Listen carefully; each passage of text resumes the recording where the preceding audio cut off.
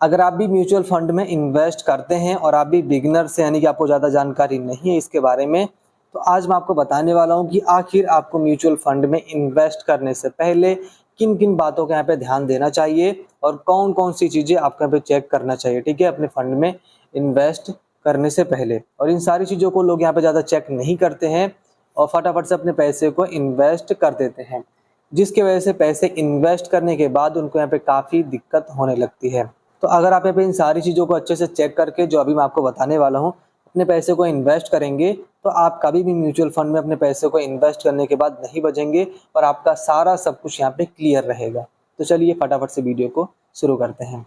तो देखिए, जब भी आप किसी भी फंड में इन्वेस्ट करते हैं तो इन्वेस्ट करते टाइम बेसिकली आप यही चेक करते हैं कि आखिर इस फंड का यहाँ पे जो कम से कम इन्वेस्टमेंट अमाउंट कितना है और इसके यहाँ पे ग्राफ कैसा है, यानी कि इसके साल भर में कितने रिटर्न रहे हैं, 2 साल में यहाँ पे इसके कितने रिटर्न रहे हैं और 3 साल में, 4 साल, 5 साल में यहाँ पे इसके कितने रिटर्न रहे हैं। लेकिन यहाँ पे एक और चीज़ होती है जो कि होता है फंड का ओवरव्यू, और लोग यहाँ पे इसके ऊपर ध्यान नहीं देते हैं। सिंपल वही 2 चीज़ यहाँ पे देख के अपने पैसे को इन्वेस्ट कर देते हैं, जबकि ओवरव्यू के अंदर, फंड का जो भी ओवरव्यू होता है उसी के अंदर यहाँ पे काफ़ी इंपॉर्टेंट चीज़ यहाँ पे रहती है जिसके ऊपर आपको यहाँ पे ध्यान देना चाहिए। जैसा कि आपको स्क्रीन पे एक फंड का ओवरव्यू देखने को मिल जाएगा जो कि निफ्टी 50 इंडेक्स फंड का है, और इसको मैंने यहाँ पे नावी ऐप से लिया है। इसके अंदर आपको देखने को मिल जाएगा NAV, दूसरा यहाँ पे फंड साइज और तीसरा यहाँ पे इन्वेस्टमेंट का ऑप्शन, जो कि आपके लिए यहाँ पे कुछ खास इंपॉर्टेंट नहीं है, लेकिन मैंने यहाँ पे इसको स्टार्ट किया है तो बता ही देता हूँ, ठीक है, क्योंकि बहुत सारे लोग को नहीं मालूम होगा इसके बारे में, तो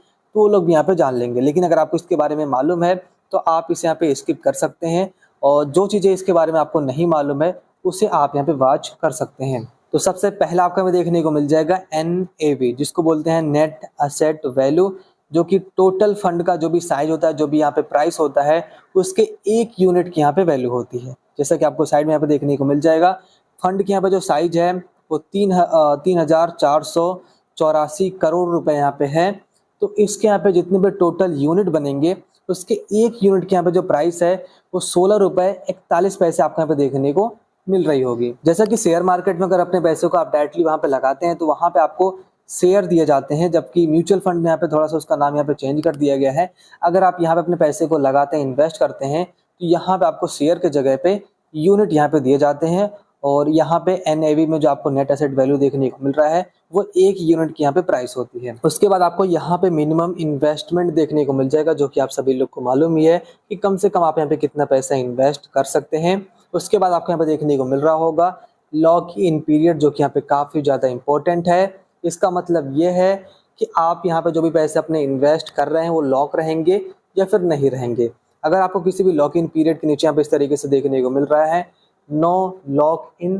तो आप समझ लीजिए कि आपके जो पैसे हैं वो यहाँ पे लॉक नहीं है। आपको आपके पैसे की यहाँ पे जब भी ज़रूरत है फ्यूचर में, अपने पैसे को आप कभी भी इजीली अपने अकाउंट में निकाल सकते हैं। लेकिन अगर आपको नो लॉक इन की जगह पे कुछ टाइम यहाँ पे देखने को मिल रहा है, जैसा कि 1 साल का, 2 साल का, 3 साल का, कुछ भी टाइम आपको यहाँ पे देखने को मिल रहा है, तो आप समझ लीजिए कि उतने टाइम तक अपने पैसे को आप अपने अकाउंट में नहीं निकाल सकते। तो इसके लिए मैं आपको सजेस्ट यही करूंगा, अगर आपके पास कम पैसे हैं, एक मिनिमम अमाउंट है, तो आप यहाँ पे लॉक इन पीरियड में नो लॉक इन लिखा हो या फिर नल लिखा हो तभी अपने पैसे को इन्वेस्ट करें, क्योंकि फ्यूचर में अगर आपको कभी भी अपने पैसे की ज़रूरत पड़े तो अपने पैसे को आप इजीली अपने अकाउंट में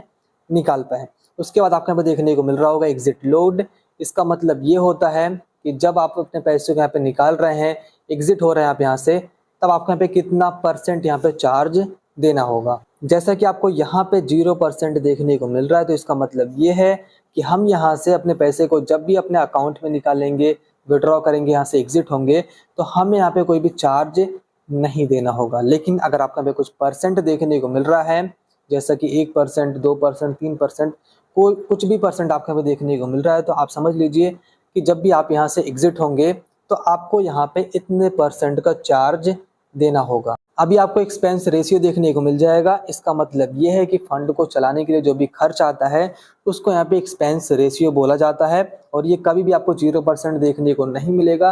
कुछ ना कुछ % आपको यहाँ पे देखने को मिल जाता है। अभी जैसा कि आपको यहाँ पे देखने को मिल रहा होगा 0.06% यहाँ पे लिखा हुआ है, तो इसका मतलब ये है कि हम यहाँ पे जितने भी पैसे इन्वेस्ट करेंगे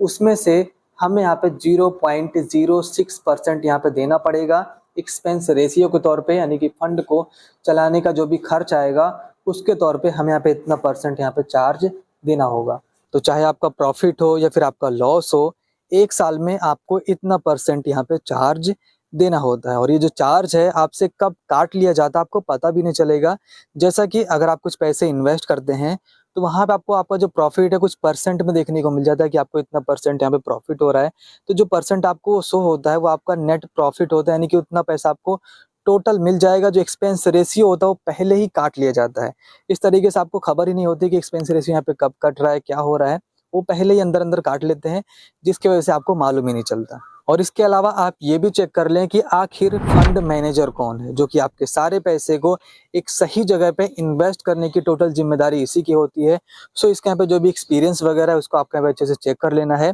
जैसे कि आपको यहाँ पे देखने को मिल जाएगा,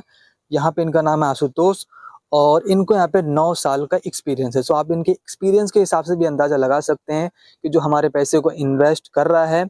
वो हमारे लिए अच्छा है या फिर कोई साल 2 साल का एक्सपीरियंस वाला ही बंदा हमारे पैसे को इन्वेस्ट कर रहा है। तो लोग इसको भी यहाँ पे देखते हैं कि अगर ज़्यादा एक्सपीरियंस वाला बंदा है तो उसको अच्छा जानकारी होगी मार्केट के बारे में। तो बेसिकली ये सारी यहाँ पे इंपॉर्टेंट चीज़ें हैं जो कि आपको म्यूचुअल फंड में इन्वेस्ट करने से पहले चेक करना चाहिए। और बाकी जो नॉर्मल है वो सभी आप लोग को मालूम ही होगा। और उम्मीद करता हूँ अगर आप म्यूचुअल फंड में बिगनर्स थे, आपको यहाँ पे कम जानकारी थी, तो आपको एक अच्छी खासी इसके बारे में जानकारी मिल गई होगी। बाकी आप लोग को वीडियो कैसी लगी नीचे कमेंट करके हमें ज़रूर से बताएं। और इसके अलावा अगर आपको कोई भी सवाल है वो भी नीचे कमेंट करके हमसे पूछ सकते हैं।